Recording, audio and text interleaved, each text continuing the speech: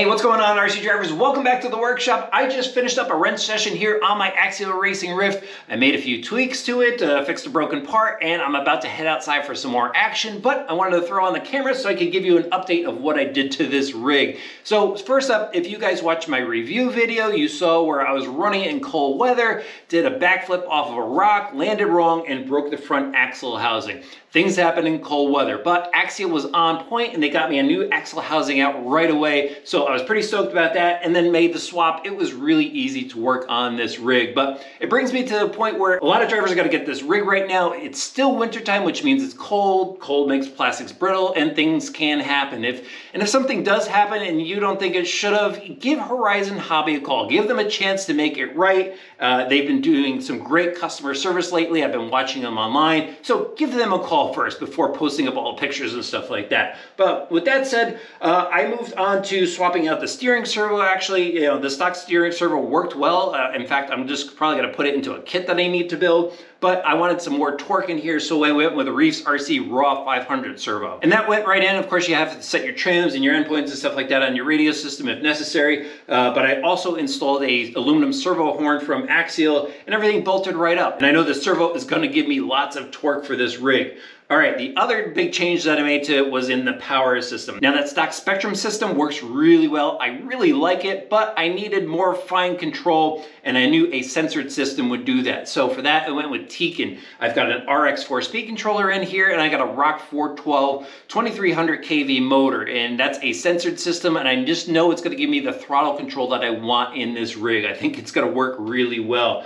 Now the other change that I made, the last change actually, was I put a rear sway bar on here, the optional rear sway bar, and that went in fairly easy as well. You just have to drop the caps on the back of the cage here. The bar slides right in, you slide the arms on, and then you have to really crank down on the ends. There's the ends to the arm that screw onto the wire rod, and those are made of a really, really hard plastic. So my tip to you is, if you can, tap them with a 3mm tap before trying to screw them on. If you don't have a tap, run a 3mm screw through it ahead of time. Put some grease on the screw because the plastic is just so hard, it's really hard to screw it on. But other than that, it just bolts right on, and I think it's really going to work. The rig feels really good on the bench with that sway bar on there.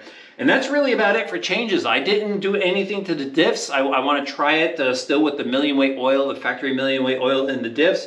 No other changes. That's it. I just want to go back outside and have some more fun with it. And I'm going to do it on 4S. I'm going to run a 4S battery in here to see how wild this machine is. All right, let's head outside and see what it could do.